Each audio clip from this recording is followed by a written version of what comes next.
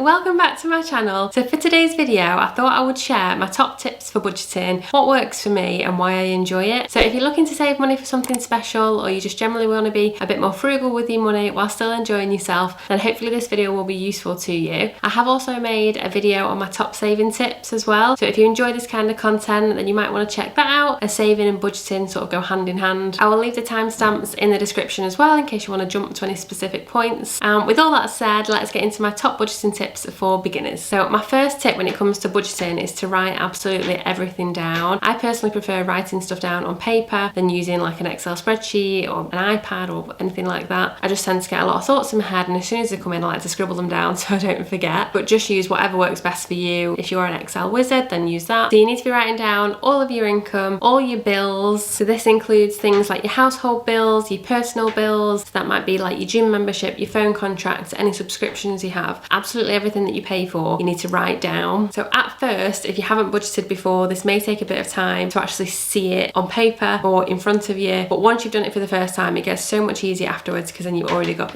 all the figures there for you. So just spend a bit of time the first time you do it, writing absolutely everything down. You need to include things like your food shopping. So work out roughly what you spend a week on food shopping, then times that by 4. Think about any plans you've got for the following month. Have you got any dinners planned, nights out planned with friends? Have you got any birthdays coming up that you're buying gifts for? Have you got anything on your credit card from last month that you need to pay off so you don't get charged interest? All of these things need to be taken into account when you're working out what money you've got left at the end of the month to either save or invest. So ideally, if you've heard of the 50-30-20 rule, this means you spend 50% of your income on essential household bills, things that have to be paid, 30% of your income on wants, so like shopping, eating out, entertainment, and then 20% on saving or investing. If your essential needs are 50% of your income, then you're in a really good position, and it means you've got a good amount of income left over at the end of the month. So my second tip would be a few days before payday, start looking at your expenses for the following month. If you already know where you're going to get paid and it stays the same every month, then this is really easy because you can work that out a few days before you get paid, know exactly where all your money's going to go, and then when payday hits, you can then divvy it out quickly and we're all organised. If your pay is different, I would work it out at sort of the lowest threshold that you get, and then any more that you get is just an added bonus to save, hopefully. I've found that if I'm not organised before payday and payday comes and I haven't worked out my money, then if it ends up where I'm out and about and having to pay for things, I'm already spending the money and I haven't worked it out properly yet and divided up where I wanted to go. So it stresses me out a little bit. So I like to be organised and just do it a couple of days before, so that if I'm busy on the day when payday is and I haven't got time to do it, then I know it's already done. And also, if you have any money left over from last month's pay, I would either put this in like a spare bills account just to accumulate, or you can just add it to this month's income. So my next tip is to automate expenses where possible. So most of your household bills will be paid by direct debit, but anything you can set up by standing order is definitely worth it. So you can set up a standing order for savings to be paid into certain accounts, so you don't have to think about doing it on payday. It's especially